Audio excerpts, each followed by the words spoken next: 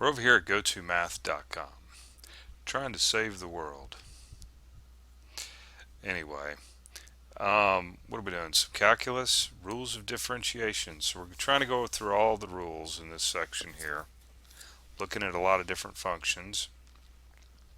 This particular one is coming from this button here. If you just click that, you'll probably get that to come up. Anyway, it says find the derivative if you're wondering what we need to do with this.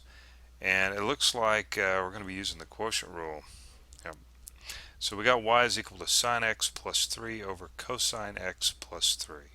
So we're going to be demonstrating the quotient rule for the most part. Let's erase the board, clean that up. I need to get rid of that mark. It's been on there for like the last 4 problems. Y is equal to, I had to sneeze. I had to put you on the pause button on that one. Anyway, we're at sine x plus 3 over cosine x plus 3. So in the previous section, we had to commit to memory what the derivative of sine x was and what the derivative of cosine x is also. So now that we know that, I'm going to assume that you know that, we're going to take the derivative of this whole thing. Of course, we're going to be using the quotient rule. We've got a big fraction here.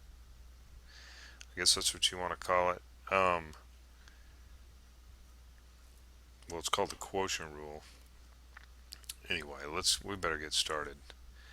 Y prime is equal to, so we take the derivative of the numerator, and the derivative of sine x is cosine x. Derivative of a constant is 0. So we don't have to do nothing there. And then we rewrite the bottom. So we have cosine x plus 3. Alright, let's put a parentheses around that. That almost looks like a daggum minus. That's a multiplication symbol there. And then we're going to do minus, and then the derivative, or rewrite the numerator. So we have sine x plus 3 times the derivative of the denominator. So derivative of cosine x is negative sine x. Derivative of 3 is 0, so I don't do anything there. Now you notice I put a parentheses around this because of this negative sign. But we're going to try to clean this thing up, maybe. Clean up best we can anyway. Cosine x plus 3. Remember what we do to the denominator? We square the denominator. Okay? Square the denominator. Now, what could we do here? Anything? I don't know. There might be some trig identity out there. I don't want to get too heavy into algebra and trigonometry and all that. It bogs down the calculus part and people don't learn, at least as fast.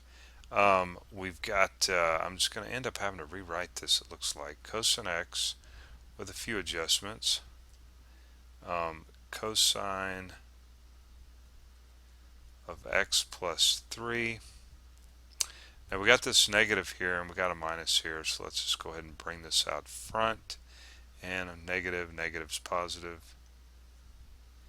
We've got sine x plus 3 times sine x, and of course that is all over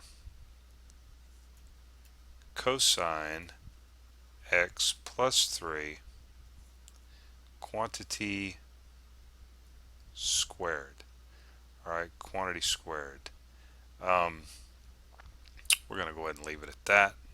So let's remember what that says. Let's hit the answer, see what we got. And that is definitely not the answer I just got. So I don't know what's going on. Maybe that thing simplify down or something?